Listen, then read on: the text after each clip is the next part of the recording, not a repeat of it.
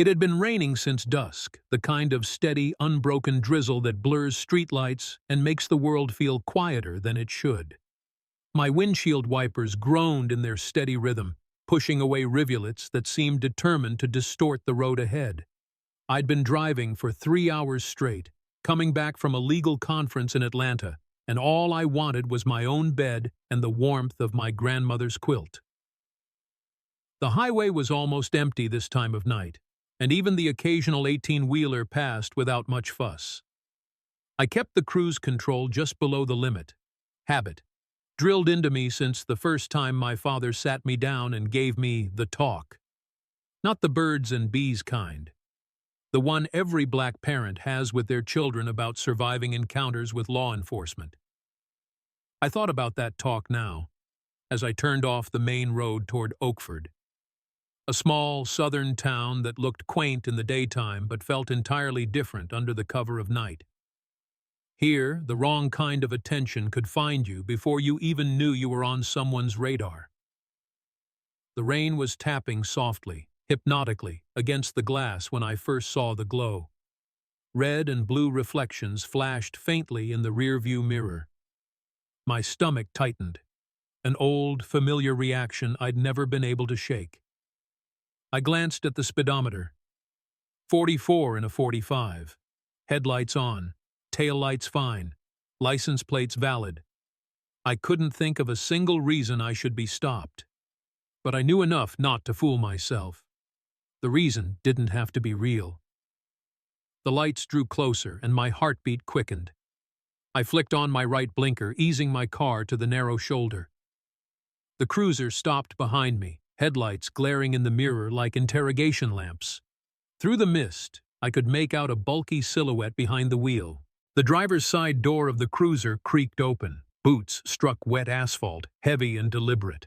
A figure emerged, tall and broad-shouldered, his badge catching a glint from my brake light.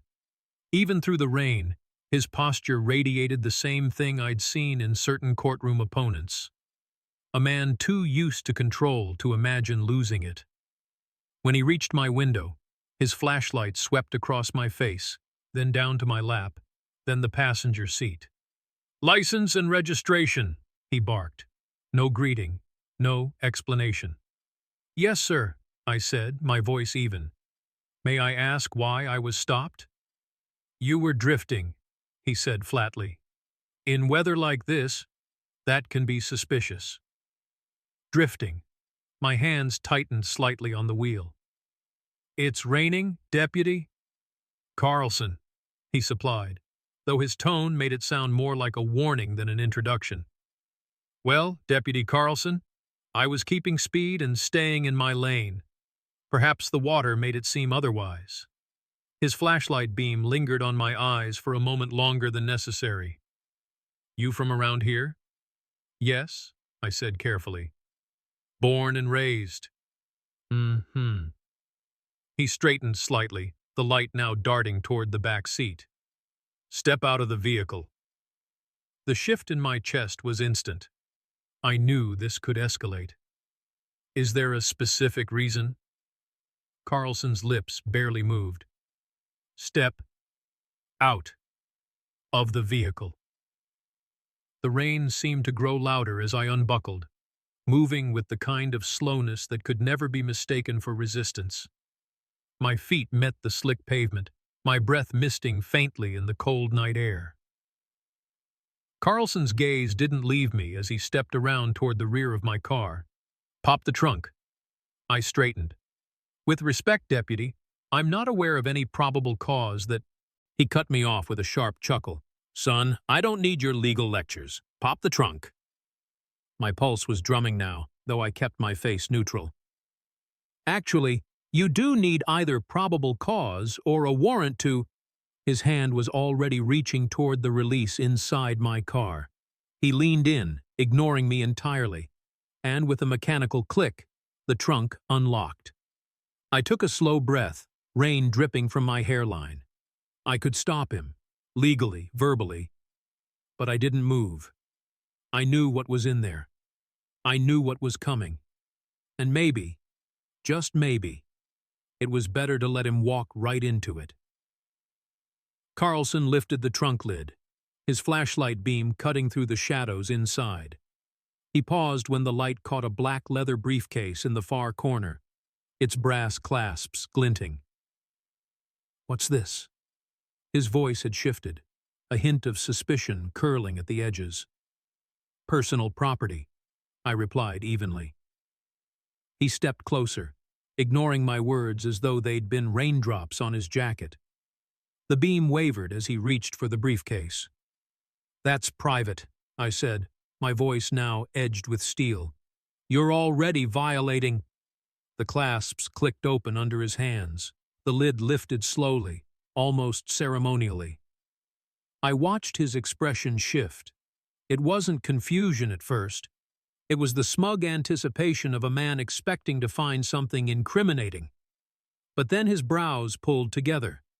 The smirk faltered. His mouth opened just slightly as he bent closer, reading the top sheet. His flashlight trembled almost imperceptibly. And there it was, the first crack. Carlson's hand hovered over the open briefcase like he wasn't sure whether to touch it or shut it. The rain made a soft patter against the inside of the trunk, little beads gathering on the smooth leather lid. I could see his eyes moving left to right, scanning the document on top. Whatever he expected, it wasn't this. His jaw tightened. He squinted, brought the paper closer to his face as if distance might change the words. "What is this?" he asked, voice low but sharp. I tilted my head, keeping my tone calm. "Why don't you tell me, Deputy? You're the one holding it." He didn't answer right away. The silence between us wasn't empty. It was thick, full of shifting gears in his mind. I could almost hear them grinding. Carlson finally looked up, the beam of his flashlight sliding off the paper and catching the side of my face. "Where did you get this?" I didn't move. "It's mine. And you just opened it without permission." He ignored the second part of my sentence, eyes darting back down to the page. His lips moved slightly as he read, but the rain swallowed the sound. The muscles in his jaw flexed again. Then he did something I didn't expect. He set the paper back into the case, but kept one hand resting on it like he wasn't ready to let go. This can't be real," he muttered. "Why not?" I asked, my voice barely raised over the rain. His head jerked up. "Because this—" He hesitated, almost choking on the words. "This says things that aren't true." "Like what?" "You shouldn't have this," he said, voice dropping lower. "Nobody should have this." I smiled faintly. And yet, here we are. Carlson's gaze dropped again to the briefcase, and for a long moment, neither of us spoke. The only sound was the hiss of rain and the distant hum of a truck somewhere on the highway. Then, almost reluctantly, he asked, "Who are you?" The question hung in the air. I didn't answer it. Not yet. Instead, I stepped closer to the trunk. "Deputy, you pulled me over without cause. You searched my vehicle without a warrant. You opened my private property without consent. All while wearing a badge that's supposed to mean service and protection." He swallowed hard, the sound barely audible but unmistakable. "I think you should put that paper back exactly where you found it," I said quietly. Carlson hesitated. But he didn't close the case. Instead, he pulled the document out again, holding it tighter now, almost defiantly. "I don't know who you think you are, but this—" He shook the page slightly. "This could ruin lives." "Or," I countered, "it could save them." His mouth twitched. "You think you're the hero here?" "I think," I said, "you're starting to realize this stop didn't go the way you planned." For a second, the old arrogance flickered back into his eyes. But it didn't stay. The rain had soaked through his uniform in patches, and I noticed his grip on the paper wasn't steady anymore. He took a slow breath, then said something that confirmed what I already knew. "If this is what I think it is, you have no idea what kind of trouble you're walking into." I met his gaze, unblinking. "Deputy, I walked into it years ago. You're just catching up." His expression froze, like the words had landed somewhere deep. Carlson's smirk widened as he slammed the file shut. "You think you can intimidate me with this nonsense?" he said, tossing it back across the table. The man didn't flinch. "I'm not here to intimidate you," he said calmly, pushing the file back toward Carlson. "I'm here to warn you. Once you open that last page, there's no turning back." Carlson chuckled, flipping it open again, page after page, his confidence swelling, until his eyes froze. His hand trembled. The color drained from his face. How did you get this?" he whispered. The man leaned forward, his voice cold but steady. "Ask your chief." Carlson's mouth opened, but no words came out. The camera lingers on his shaking fingers gripping the paper, the page still hidden from the audience as the room falls silent.